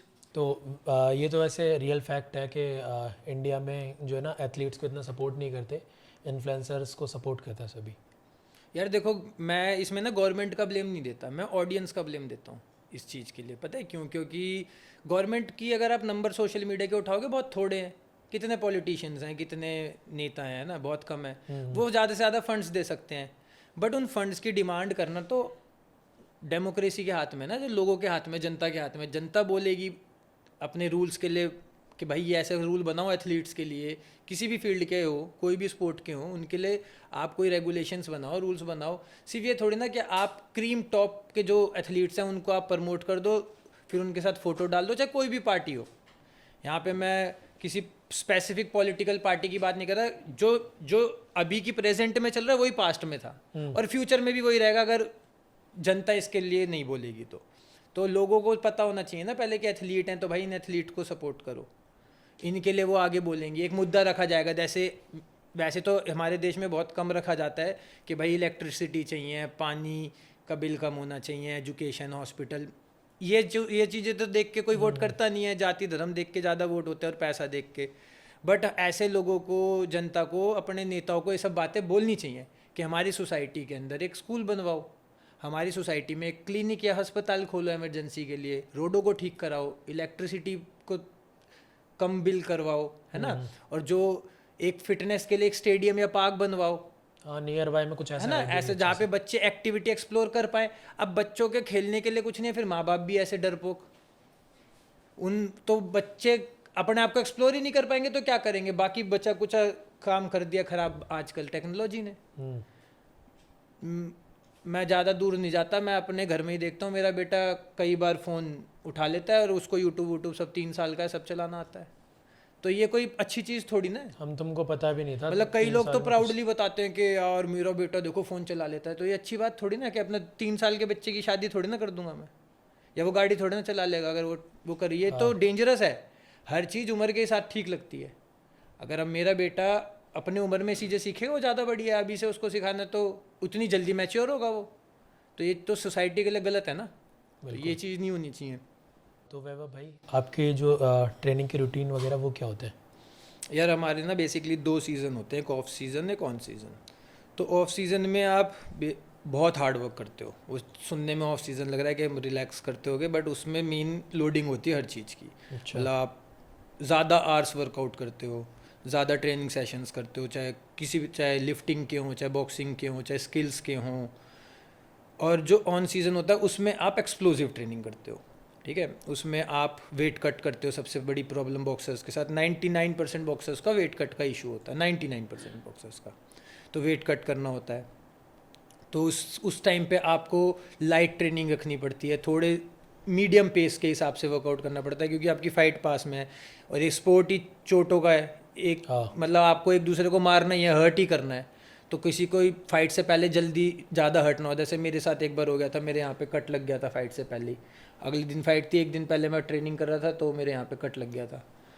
तो फिर फाइट में बड़ी प्रॉब्लम हुई उसकी वजह से। वो बार बार घूंसा लगे और वो कट खुल जाए, टाँका भी नहीं लगवा पाया मैं, वो बार बार ब्लीडिंग, तो फिर और दिक्कत होती है। तो वो ऑन सीज़न में आप थोड़ा लाइट करते हो। बाकी शेड्यूल होते हैं, जिस वेट कैटेगरी में मैं खेलता हूँ उसके हिसाब से मैं अपना 2-2.5 घंटे सुबह, 2 घंटे करीब, 1.5-2 घंटे शाम को, तो 2 सेशन इन अ डे। दिन में मतलब देखा जाए तो 5 घंटे अप्रॉक्स देने ही पड़ेंगे। सुबह की ट्रेनिंग अलग होगी, शाम की ट्रेनिंग का शेड्यूल अलग होगा। वैभव भाई, आप जो आपके बड़े मैचेस होते हैं तो उनके लिए आप मेंटली कैसे प्रिपेयर्ड होते हैं? मेंटली, ये अच्छा क्वेश्चन है। बस वो ये, इसमें देश, हर चीज़ में देश को आगे रखता हूँ कि देश का नाक नीचे नहीं होना चाहिए। फिर इसके अलावा जब थोड़ा सा और डिमोटिवेट होता तो फिर से ये सोचता हूँ कि नहीं, मैं यादव हूँ, अच्छा, मैं हीर हूँ, तो मैं बिल्कुल भी पीछे हट ही नहीं सकता। तो बस यही 2 बातें दिमाग में रहती हैं, देश की और अपने समाज की। वही भगवान श्री कृष्ण दिमाग में रहते हैं और उन्हीं से ही लड़ता हूँ। हाँ, आपका जो टैग है वो भी अहीर बॉक्सर है ना, तो वो कहीं ना कहीं फिर आके पिंच। मेरी हर फाइट से पहले मैं गीता का कोई श्लोक सुनता रहता हूँ, भगवान के भजन सुनता रहता हूँ। लोग मेरे दोस्त हैं बॉक्सिंग में ही, तो वो बड़ा मतलब एग्रेसिव गाने सुनते हैं, लड़ाई झगड़े वाले, जो मतलब उनको बड़ा वो करे पंप। बट मैं बड़े शांत वाले भजन सुनता हूँ श्री कृष्ण के, अपना वो भजन मेरे को बड़े प्रमोट रखता है। उनके दिमाग में फिर मेरे वही चल रहा होता है कि नहीं, अब तो हार ही नहीं सकते, अब हारने का मतलब है मृत्यु। अभी 2-3 दिन पहले मैंने एक गीता का ही एक वो डाला था पोस्ट, जिसमें था कि हम लोग या तो हारते हैं, या तो हम जीतते हैं, या तो हम मरते हैं। अच्छा, हाँ। हम सरेंडर नहीं करते। तो सरेंडर नहीं, मैंने कोई नहीं, मर जाएंगे खेल में तो क्या है, अपने देश के लिए तो मरेंगे, ख़त्म बात। जब तक है जान तब तक लड़ते रहो, तो वही दिमाग में रहता है। हाँ, तो बेसिकली क्या है कि देखो, सबसे जो बड़ा युद्ध दुनिया में कराया वो श्री कृष्ण ने कराया। एग्जैक्टली। तो उसमें उनके सामने क्या ही किसी मतलब सिंगर्स वगैरह के थोड़े अग्रेसिव गाने सुनने की क्या ही नीड है। मैं मतलब मेरा सबके अपने अपने हाँ, स्वभाव हाँ, होते हैं। मैं अपने-अपने। किसी को गलत नहीं कहता, कोई लोग गाने सुनते हैं वैसे, कोई किसी के। अब जैसे मेरा एक दोस्त है, वो बड़ा सिद्धू मूसे वाले गाने सुनता है, तो मैं भी सुनता हूँ। बट फाइट से पहले मेरे को थोड़ी तसल्ली और शांति, उससे मेरा फोकस बहुत अच्छा हो जाता है। तो भाई जी, आपका स्टांस कौन सा है? मेरा स्टांस है साउथ पा। साउथ। साउथ पा का मतलब होता है जो लेफ्टी, जो उल्टे हाथ से खेलता है। ओके। हाँ, मैं हूँ तो टेक्निकली राइटी, बट मेरे फादर लेफ्टी हैं, तो उन्होंने मुझे लेफ्टी ही तैयार किया बचपन से। अब और इसीलिए शायद मेरे 7 नॉकआउट भी हैं 12 फाइट में, क्योंकि उन्हें दिखा कि भाई इसके लेफ्ट में ज़्यादा पावर है, तो इसलिए उन्होंने मुझे लेफ्टी बना दिया। मैं सारे काम राइट से ही होते हैं, लिखना विखना सब कुछ, बट सिर्फ बॉक्सिंग में लेफ्ट ही खेलता हूँ। उसको साउथ पा बोलते हैं। जो राइट से खेलता है उसको ऑर्थोडॉक्स बोलते हैं, और जो लेफ्ट ही खेलता है, लेफ्ट हैंडेड होता है, उसको साउथ पा बोलते हैं। तो बीच मैच में अपने मतलब मूव्स वगैरह नहीं, बेसिकली आप करते चेंज हो? नहीं कर सकते। आप चेंज करोगे क्या? आप एक स्टांस में प्रैक्टिस करते आ रहे हो इतने सालों से, आप उसको चेंज नहीं कर सकते। आप दोनों स्टांस में नहीं खेल सकते। बट कुछ बॉक्सर रहे हैं बहुत आउटस्टैंडिंग, जो दोनों स्टांस में खेल लेते थे। बट मोस्टली क्या होता है, अब आप जिस स्टांस में आप प्रैक्टिस करते हो ना, आपकी मसल मेमोरी बन जाती है वैसी, तो फिर आप उसी में ही खेलते हो। अब आप चेंज करोगे तो फिर उस दूसरे हाथ में पावर ही नहीं आएगी। हाँ, कभी कभार ऐसा होता है ना कि भाई अभी ये इससे मतलब लेफ्ट हाँ, से जैसे नहीं तो मेरा ये राइट- वाला हाथ टूट गया राइट था से फाइट दो- करते हाँ। करते, तो मैं इस वाले तब मैंने चेंज किया था। चेंज तब भी नहीं किया था, बस फिर मैं एक ही हाथ से खेलता रहा जब तक खेल पाया। ये नेशनल हुए थे विशाखापट्टनम में, वहाँ मेरा ये टूट गया था, ये दिख रहा उठा हुआ ये। तो वहाँ पे फिर अब क्या करें। तो fight अभी के तक आपकी बॉडी में टोटली कितनी मतलब फ्रैक्चर? हाँ, फ्रैक्चर्स है। 1 2 3 तो इस हाथ में है, 4 5 इस हाथ, 2 इसमें है, 5 अभी रिब्स टूटी थी जिसकी रिकवरी चल रही थी। नाक में हड्डी नहीं है, ये सर्जरी से निकलवा दी। और एक मेरे यहाँ सर्जरी हुई थी, मेरी एक नस फट गई थी घूंसा लगने की वजह से पेट में, लोअर एब्डोमेन में। और जो वो तो उतरते ही रहते हैं तो फाइट में वैसे ही, ये तो जबड़ा तो उतर जाता है। कंधे दोनों डिसलोकेट हो रखे हैं, मतलब चोटें तो बहुत सारी लगी पड़ी हैं। तो भाई जल्दी से वर्ल्ड चैंपियनशिप जीतो। ये और तो फिर- फाइटों वाली हैं, जो ट्रेनिंग में लगती हैं वो तो काउंट करने बैठ जाओ तो बस वो तो जैसे भी भाई बता रहे थे ना हर हफ्ते, तो वो तो हर हफ्ते कुछ ना कुछ रहता ही है। तो मैं तो यही कहूँगा, अब जो इस ईयर आप वर्ल्ड चैंपियनशिप के लिए ट्रेन कर रहे हो, तो उसको जल्दी से विन करो। बस अब थोड़ा सा फोकस ज़्यादा बढ़ा दिया, इसलिए सोशल मीडिया भी कम कर दी है, ताकि अच्छे से ट्रेनिंग हो। अब थोड़े दिनों back to Boston training start, वहाँ पे तो बहुत नेक्स्ट लेवल ट्रेनिंग होती है। और फिर वहाँ रहती भी ठंड ज़्यादा है, -20-25 डिग्री, उसमें रह के ट्रेनिंग करना, और अमेरिकन स्टाइल में, तो वो तो वहाँ अपना बढ़िया ट्रेनिंग करके इस बार टाइटल अपने नाम इंडिया करना है। लाएंगे। अब मेडिसन स्क्वायर गार्डन में एक बार होना चाहिए अहीर बॉक्सर, कि पता लगे कि अहीर हैं क्या। ज़रूर। जैसे हर किसी का एक सपना होता है ना कि मैं उस जगह पे जाके करूं। जी। जैसे टेनिस का है, विम्बलडन होता है ना यूके में, और NBA वालों का है कोबी ब्रायंट, ये जो बास्केटबॉल का होता है TD गार्डन बॉस्टन में, जो हमारे यहाँ पे ही है। ऐसे बॉक्सिंग में है मेडिसन स्क्वायर गार्डन न्यूयॉर्क में, और वेगस में है MGM। अच्छा। ये 2 सबसे बड़े अरीना हैं, इनमें बहुत बड़ी फाइट होती है। सबसे बड़ी फाइट है जिनके भी आप नाम ले सकते हो ना बॉक्सिंग में, वो सब वहीं लड़ते हैं। Muhammad Ali, Mike Tyson, Floyd Mayweather, Canelo Alvarez, Amir Khan, जो भी बड़े बड़े बॉक्सर्स हैं, पुराने नए जो अब लड़ रहे हैं, जेक पॉल, ये सब वहाँ लड़े हैं सब। तो ब्रदर, जैसे आपने अभी 2 मेन वो बताया इनके स्टेडियम्स वगैरह, MGM और MSG। हाँ, तो अभी जो इनकी लास्ट फाइट हुई थी, इनका क्या सीन था मतलब? यार बेसिकली अब वो इतना बुढ़ा हो चुका है और फिर भी वो लड़ा, उसने हिस्ट्री बनाई कि भाई इतने बुढ़ापे में किसी ने पहली बात तो प्रोफेशनल बॉक्सिंग खरी नहीं, फिर पैसों की वजह से उसने प्रॉपर वो फाइट में अपना 100% दिया जितना वो, और जेक पॉल को कभी भी मार सकता है। मतलब देखा जाए तो कहीं ना कहीं पहले से फिक्स थी क्या फाइट ये? हाँ काइंड ऑफ फिक्स थी, मतलब ऐसा बड़े बड़े बॉक्सर और जो कमेंटेटर हैं हमारे, उसके जो भी ऑब्जर्वर हैं, उन्होंने यही बोला है कि ऑलमोस्ट फाइट फिक्स थी, क्योंकि टाइसन इस एज में भी इतना डेंजरस था कि वो उसको आराम से मार देता, बट उसने कई चीज़ें फाइट के बीच में नहीं करी जो वो कर सकता था।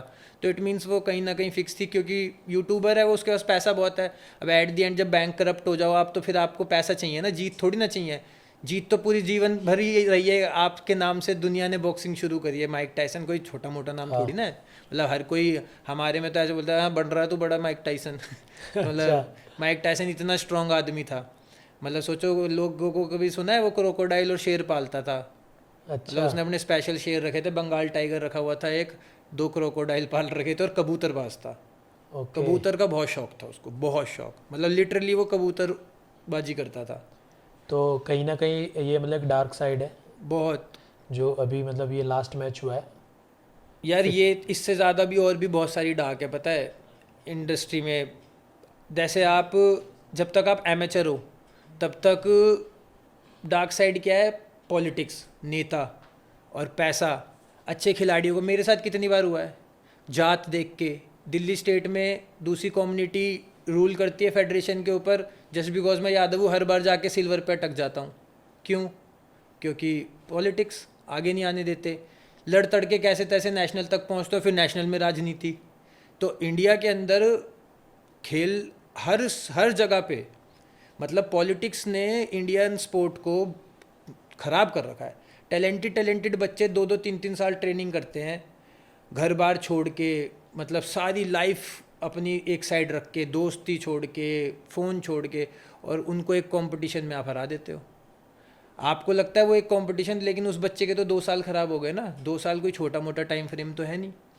तो ये हमारे देश में जब तक ठीक नहीं होगा तब तक कभी भी, अब आप सोचो इतना बड़ा पॉपुलेशन है हमारे देश की, मेडल कितने आते हैं ओलंपिक में? अभी में भी 12 या 3, कुछ 4, 5 ऐसे आते टोटल शायद। कैसे आएंगे भाई मेडल, कैसे आएंगे?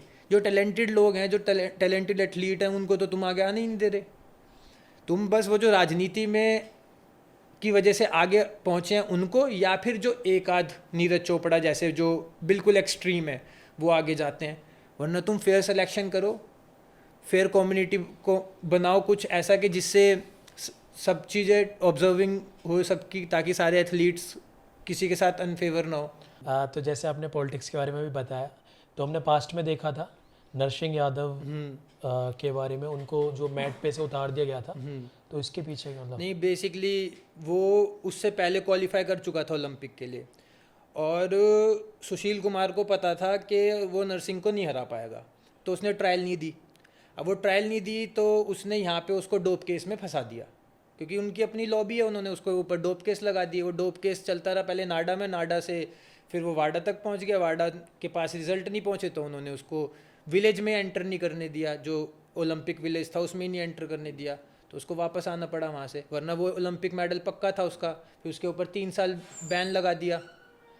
तो आप देखो ना, आप राजनीति इतना करते हो तो आप कैसे खिलाड़ियों से उम्मीद लगा सकते हो कि आपको ओलंपिक में मेडल आए? तो मतलब इतनी सारी राजनीति होने के बावजूद भी आपने अपना जो आपका टैग है। भाई मैं तो किसी से डरता नहीं, ठीक है, कितना हरा लोगे? हार तुम बस मेरे को रिंग में दिखा सकते हो, तुम दोगे, मन से थोड़ी ना मैं हारूंगा। और वो सबको पता है कि मैं हमेशा फाइट जीतता आया हूँ, बस मुझे ज़बरदस्ती हराया है। लोगों को तो पता ही है, देख रहे हैं देखने वालों को, उन्हें भी पता है जो हरा रहे हैं कि जीता हुआ था। करते रहो, कोई बात नहीं, चाहे इसमें जातिवाद रखो, या कुछ, नाम तो नहीं चेंज होगा, नाम तो ये रहेगा ईयर बॉक्सर, खत्म बात। तो आपके साथ भी मतलब हुई है चीटिंग? बहुत हुई है, जब तक एमेचर, इसी रीज़न की वजह से तो मैं प्रोफेशनल में टर्न कर गया। ओके। लास्ट नेशनल मैं 2017 में खेला, वहाँ भी मेरे साथ यही हुआ, मेरे को हरा दिया। मेरी क्वार्टर फाइनल फाइट थी, मुझे वहाँ पे उन्होंने हरवा दिया। तो बस वो फिर मैंने छोड़ दी एमेचर बॉक्सिंग और प्रोफेशनल 18 में स्टार्ट कर दी। तो फिर मतलब आपने इंडिया से यूएस में शिफ्ट होने के पीछे भी कुछ क्या नहीं मतलब बेसिकली क्या है, प्रोफेशनल क्या है, पेशेवर मुक्केबाजी, जैसे हमारे दंगल होते हैं ना, हाँ हाँ बिल्कुल वैसे है। मतलब इसका ओलंपिक से कोई लेना देना नहीं है। ओके अब आप इन फेडरेशनों के लिए और टाइटलों के लिए लड़ोगे और पैसों के लिए लड़ोगे, आप टेक्निकली अपने आप को रिप्रेजेंट कर रहे हो बस, ठीक है। बट क्योंकि मैं इंडियन हूँ तो मैं इंडिया को रिप्रेजेंट करता हूँ। आप एज अ गवर्नमेंट या ऐसे नहीं रिप्रेजेंट कर रहे प्रोफेशनल बॉक्सिंग में, आप अपने आप को करते हो। बट क्योंकि मैं इंडिया से हूँ तो इंडिया को रिप्रेजेंट करता हूँ और करता रहूँगा। जबकि साइन में अमेरिका से हो रखा हूँ, मैं नहीं उठाता उनका झंडा। और लकीली वो लोग हैं भी इतने अच्छे, वो मुझे कुछ बोलते भी नहीं है। बट जबकि मैंने बहुत सारे एथलीट देखे हैं जो विदेश में जाके जब उन्हें विदेशी सपोर्ट करते हैं तो वो इंडिया का झंडा छोड़ देते हैं और दूसरे देश का उठा लेते हैं। तो ओके। अपना तो ये कंसेप्ट नहीं है, इंडिया का झंडा भी रहेगा और नाम भी एयर बॉक्सर रहेगा। तो इसके लिए भी एक मतलब बहुत ज़्यादा फ्रंट फुट आके सब चीज़ें करनी पड़ती है, नहीं बिल्कुल बिल्कुल। तो हर कोई एथलीट नहीं कर पाता ये अब सब आप चीज़ें। सोचो ना कि आपने मेरे को अपने यहाँ बुलाया है और मैं आपको ही गाली बकने लग जाऊंगा, तो आप क्यों मेरे को सपोर्ट करोगे? सही बात है। तो वो गट्स चाहिए ना। आप जिस देश में जा रहे हो उसी देश के लोगों को मार रहे हो और उसी देश के लोगों के झंडा भी नहीं उठा रहे अपने, और वहाँ पे आप अपने देश का झंडा उठा रहे हो। तो कहीं ना कहीं उनसे भी आप बैर तो कर रहे हो और ये खेल भी ऐसा है पूरा।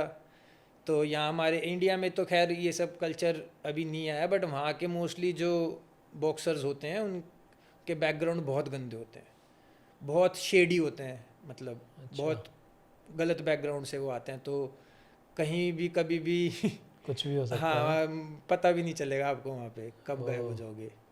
तो आपको फिर वैसे भी मतलब सेफली रहना पड़ता है बाद में भी, मैच वैच के बाद कुछ हाँ थ्रेट्स मैच वगैरह के आते हैं बाद भी, आपको? हाँ बिल्कुल आते हैं, अभी भी आते हैं। लिटरली अभी थोड़े दिन पहले ही आया था तो अच्छा। वो तो आते रहते हैं, वो तो पार्ट है हमारी इंडस्ट्री का। आप प्रोफेशनल बॉक्सिंग में घुस गए वो तो होगा ही होगा, आपको थ्रेट्स तो आएंगे ही। और स्पेशली जब जब आप उनके देश में जाके उनको मारो और उनसे लड़ो तो वो तो पक्का आएंगे। तो आप मतलब जो थ्रेट्स आते हैं इनको आप फिर मतलब कैसे मतलब हैंडल करते हो सब चीज़ों को? कुछ नहीं, हम भी थोड़ा बहुत हमारे में हम भी थोड़े शेडी हैं तो कर लेते हैं वहाँ पे चुपचाप। ओके। तो वैभव भाई, आप अपनी बॉक्सिंग से अपने कल्चर को कैसे मतलब प्रमोट करते हैं बाहर? देखो भाई, हम कल्चर को कैसे प्रमोट कर सकते हैं, एक तो सबसे बड़ी बात कि हमारा नाम, जहाँ पे नाम लोग सुनेंगे पूछेंगे ये का मतलब क्या है, ऐसे कल्चर को सपोर्ट कर सकते हैं। दूसरी चीज़, जब हम जाते हैं कहीं पे भी तो लोग हमसे पूछते हैं कि आप कहाँ से आए हो, देश कौन सा है, आप बताते हो आप किस कम्युनिटी से बिलोंग करते हो। फिर आप, और शायद ही मुझे नहीं लगता कि किसी को वर्ल्ड में भगवान कृष्ण के बारे में ना पता हो, चाहे वो कैथलिक हो, चाहे वो ब्लैक हो, चाहे वो मुस्लिम्स हो, चाहे वो हिंदू हो। भारत देश के हर इंसान को भगवान श्री कृष्ण के बारे में पता है। तो मैं बताऊँ वो हमारे दादा है, तो वहीं से पता चल जाता है लोगों को हमारे इस कल्चर का। बाकी अब मैं सोच रहा हूँ थोड़े दिनों में, अब जब मेरी, जैसे हमारे में एक रिंग वॉक होती है ना, तो अब जब मेरी वॉक होगी तो मैं पगड़ी पहन के और धोती वोती पहन के और ऐसे जा करूँगा। अच्छा, मतलब पूरा प्रॉपरली हाँ कल्चर को प्रमोट करोगे रिंग में? हाँ, और फिर उसके बाद उसको उतार के अपना फाइट कॉस्ट्यूम जो होती है उसमें फिर फाइट करेंगे। इस बार ये plan है। ये कॉन्सेप्ट काफ़ी अच्छा है। हाँ, और आप जो अभी वर्ल्ड चैंपियनशिप के लिए मतलब इसकी तैयारी करने वाले क्वालिफाई वगैरह, तो उसमें जाना प्लान यही है ओके। कि उसमें ऐसे ही जाना है। तो भाई गोरे भाइयों सुन लो अब के भाई कुछ ऐसे आने वाले हैं अपने देसी ठाट में। क्योंकि सबकी अलग अलग ही रिंग एंट्री होती है। मतलब गोरो तो बहुत क्रेजी करता है, कोई उसमें कफन में आता है लेट के, कोई कैसे आता है, कोई उड़ के आ रहा है, कोई हेलीकॉप्टर से आ रहा है, कोई कैसे आ रहा है, कोई पेट पे वो पट्टी सी बांध के लटकता हुआ आ रहा है। सबकी अपनी अपनी एंट्री होती है।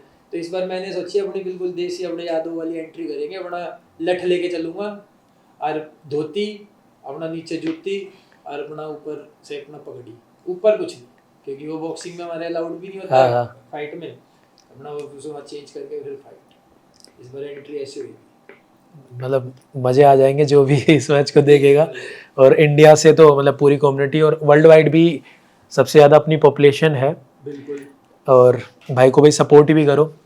तो कुछ जो लोग हैं जो अभी तक नहीं जानते भाई को, तो इस पॉडकास्ट के थ्रू जो भी भाई जाने तो वो जाके डिस्क्रिप्शन में भाई का लिंक मिलेगा, तो जाके फॉलो जरूर करें।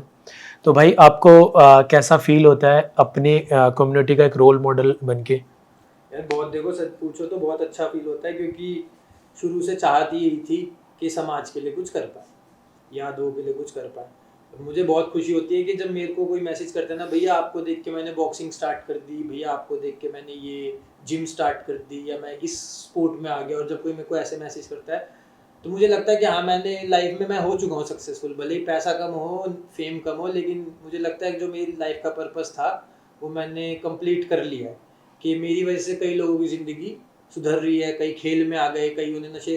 एक आगरा का, मैं नाम नहीं लूँगा, एक भाई है अपना छोटा, उसका मेरे पास मैसेज आया थोड़े टाइम पहले कि भैया मैं ना दारू बहुत पीता हूँ और मैं कुछ कर नहीं पा रहा लाइफ में। तो मैंने उससे फ़ोन पे बात करी और वो लड़का अब बिल्कुल फिट है। तो मतलब मैं फोटो अच्छा। नहीं दिखाऊंगा उसका, हाँ बट हाँ। अपना 6 पैक एब्स और अपना बढ़िया जिम विम जाना अरे शुरू कर दिया उसने, और बढ़िया।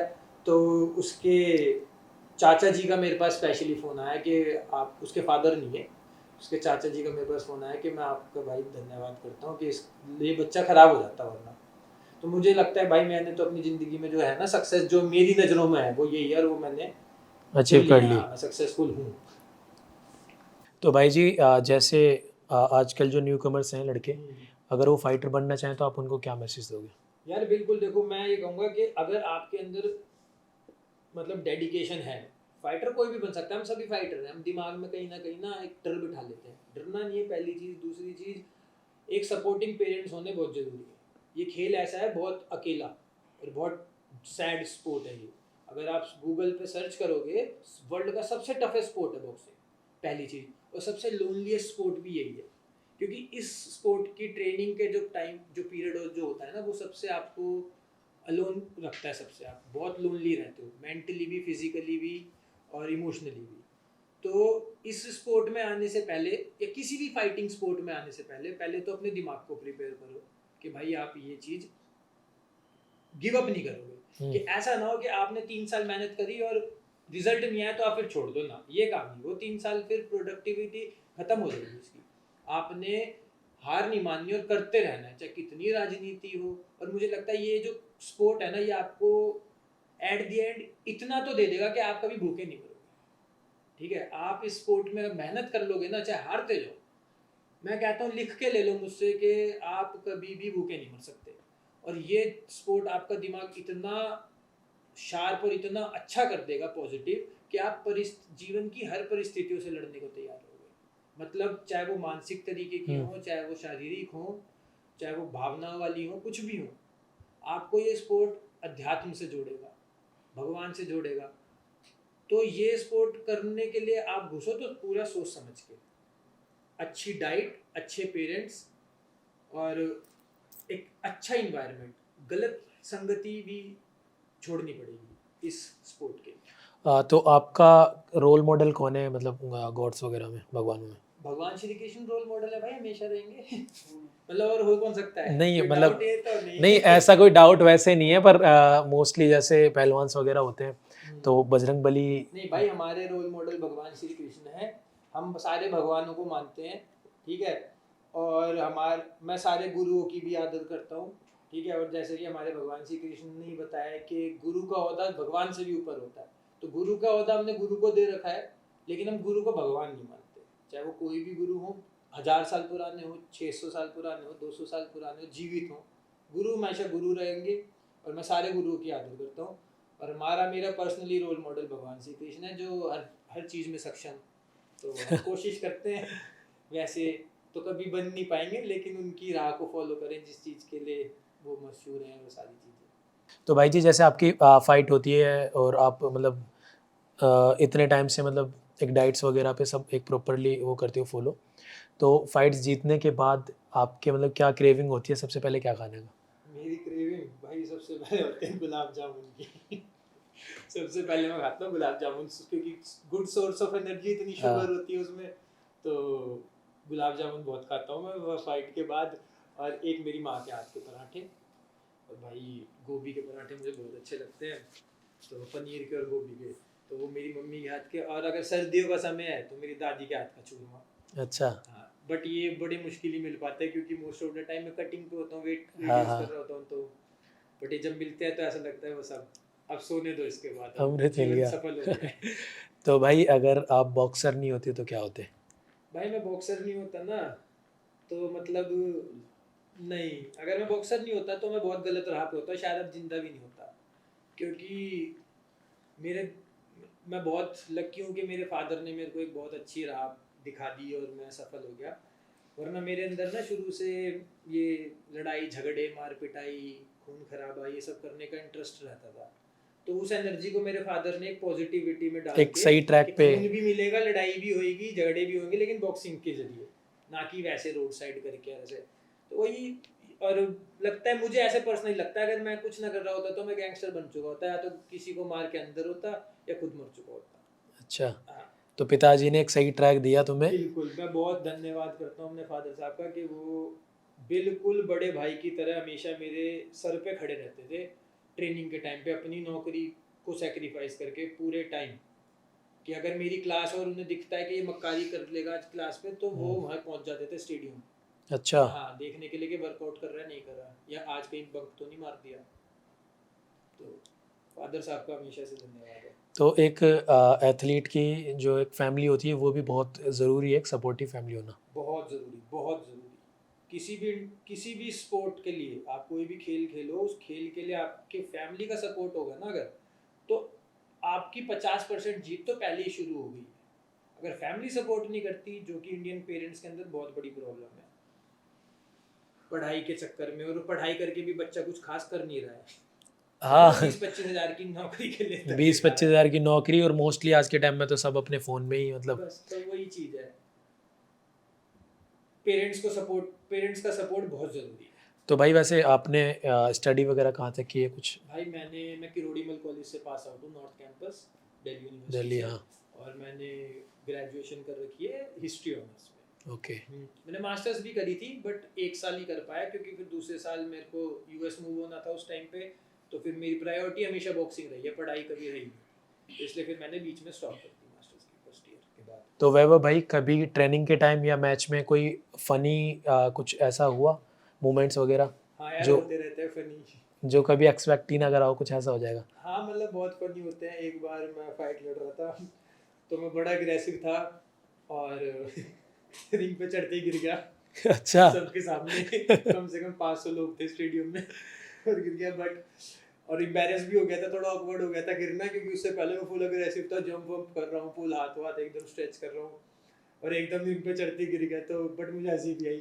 बट मैं बड़ा पॉजिटिव रहता हूँ फाइट के टाइम पे, बिल्कुल अग्रेसिव नहीं होता फाइट में। तो वो जो मतलब फिर थोड़ा एम्बेरेंस आपको फील हुआ था वो जीत के? हाँ, मतलब फिर जीत के तो सब नॉर्मल हो ही जाता है। हाँ हाँ, नहीं मतलब वो फाइट आपने फिर जीती ना? हाँ, बिल्कुल हाँ। बिल्कुल।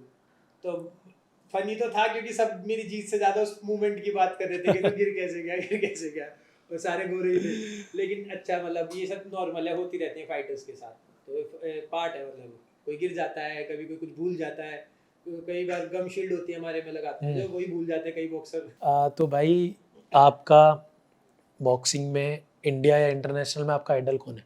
भाई हमारे आइडल श्री भगवान कृष्ण है। क्योंकि जो पहले बॉक्सर थे ना वर्ल्ड के, वो भी वही थे, क्योंकि उन्होंने मुष्टि प्रहार करके नरकासुर को मारा था। तो वही चीज़ अब मैं फॉलो कर रहा हूँ बॉक्सिंग, बट अभी अच्छा, मॉडर्न हो गई है। मुष्टि प्रहार किसको बोलते हैं? बेसिकली मैं तो समझ गया हूँ, पर मतलब बहुत लोग नहीं समझ मुष्टि पाएंगे। प्रहार होता है मुक्के से मारना। अच्छा। मुक्के से मार के उन्होंने खत्म कर दिया था उसको। तो मुक्के से मारना मतलब बॉक्सिंग करना। तो मॉडर्न टाइम में वो थोड़ी एडवांस हो गई है बॉक्सिंग, तो हम उसी चीज को रिलेट कर सकते हैं कि वो उसी चीज को फॉलो। तो श्री कृष्ण ने किसको मारा था? नरकासुर। नरकासुर को। तो वही आपका आइडल है। ये आपके नेक्स्ट 5 इयर्स का क्या प्लान है? भाई 5 इयर्स का प्लान यही है कि अभी तो पहले फाइटें लड़नी है और वर्ल्ड टाइटल लेके आना। अभी तो बस और कोई प्लान ज़्यादा बनाए नहीं है लंबे 5 इयर्स के। अभी सबसे पहला मेन प्लान है वर्ल्ड टाइटल लेके आना, वर्ल्ड टाइटल जीतना, यादव समाज के लिए लाके खड़ा करना देना, और देश के लिए भी। और उसके बाद देखते हैं फिर क्या करेंगे, वो फिर समय बताएगा। तो जैसे मतलब इन फ्यूचर आप जब कभी भी रिटायरमेंट लोगे तो उसके बाद क्या आप एक अच्छे कोच बनना चाहोगे? बिल्कुल भाई, मैं जब रिटायरमेंट लूँगा उसके बाद मैं कोचिंग ही करवाऊँगा। इनफैक्ट मैं अभी भी एक स्टूडियो चलाता हूँ दिल्ली में, जहाँ पे मैं फिटनेस बॉक्सिंग करवाता हूँ। प्लस मेरा एक और स्टूडियो तो नहीं, वो क्लब है अहिर बॉक्सिंग क्लब नाम से, रोहिणी में। वो Okay. मेरा बेस्ट फ्रेंड भी कह लो तुम, भाई की तरह लड़का, वो संभालता है उस जिम को। और हर साल सीनियर जूनियर्स गर्ल्स बॉयज़ जो भी टूर्नामेंट होते हैं दिल्ली के स्टेट के, उनमें वो हमारे बच्चे रिप्रेजेंट करते हैं, खेलते हैं। इनफैक्ट आज भी एक लड़का जीता है सिल्वर मेडल। ओके। अभी अंडर 19 यूथ, अंडर 17 यूथ चल रही है दिल्ली स्टेट टूर्नामेंट, तो उसमें ये बॉक्सिंग एकेडमी से बच्चे खेलते हैं। तो भाई जी एक काफ़ी इंटरेस्टिंग क्वेश्चन है। जैसे आपने इतनी बॉक्सिंग की डार्क साइड भी देख ली है और आपके पिताजी ने आपको बॉक्सिंग की तरफ मतलब एक राह दी, तो आपका जो बेटा है आप भी मतलब उसको चाहोगे बॉक्सिंग करे हो? यार देखो, मैं पहले चीज़ आपको बताऊं कि मैं तो अपने बच्चे के ऊपर किसी चीज़ का बर्डन नहीं डालूंगा, उसे जो करना है वो करे। बट अगर उसे कोई खेल चुनना होगा तो मैं उसको एडवाइस करूंगा बॉक्सिंग कर। और मैं आपको अगर पर्सनली बताऊं तो मुझे लगता है मेरा बेटा बॉक्सर ही बनेगा। और अगर मैं 1% ना भी कर दूं तो मेरे फादर साहब बैठे हैं तो बॉक्सर बना के ही छोड़ेंगे उसको। और जैसे आपकी मतलब डॉटर होती बेटी होती तो उसको भी क्या आप मतलब सेम फील्ड में? बिल्कुल बिल्कुल, सेम फील्ड में ही डालते, बॉक्सिंग कराते। पहले वो अगर उसको इंटरेस्टेड है तो बिल्कुल कराते बॉक्सिंग, रेसलिंग, जो भी उसे स्पोर्ट खेलना है। आपका लास्ट मैसेज क्या होगा हमारे मतलब आने वाले एथलीट्स के लिए या हमारे समाज के लड़कों के लिए? भाई मेरा लास्ट मैसेज है कि पहले, सबसे पहले रियल और रियल लाइफ में परखना सीखो कि डिफरेंस क्या है। सोशल मीडिया पे इन्फ्लुएंस होके फालतू के लोगों को फॉलो मत करो। अपने आइडल्स जो हैं वो एथलीट्स को बनाओ, ठीक है, और अच्छे अच्छे लीडर्स को बनाओ, जिससे आके आप अपनी लाइफ को सुधार सको और अपने देश के लिए और अपने समाज के लिए, यादवों के लिए कुछ कर सको, ठीक है। एक अपने सोसाइटी अच्छी करो, अपने दोस्त अच्छे चुनो और अपना खान पान, ठीक है, नशों से दूर रहो और अपना मेहनत करो। और जो एक बार मेहनत शुरू कर दी उसमें फिर हार कभी मत मानो, लगे रहो एंड हमेशा जो होता है वो अच्छे के लिए होगा और जो नहीं होता वो और अच्छे के लिए सोच के बस करते रहो काम। तो गाइज़ अगर आपने ये पॉडकास्ट यहाँ तक देखा है तो जल्दी से जाओ, डिस्क्रिप्शन में भाई जी का आईडी का लिंक है, एयर बॉक्सर, जाके फॉलो करें और शुभकामनाएं भी इसे देने लगो क्योंकि वर्ल्ड चैम्पियनशिप जो है वो बहुत जल्दी टाइटल इंडिया लेके आने वाले हैं भाई। तो सभी को जय श्री कृष्णा। इसी पॉडकास्ट को हम यहीं पे ख़त्म करते हैं।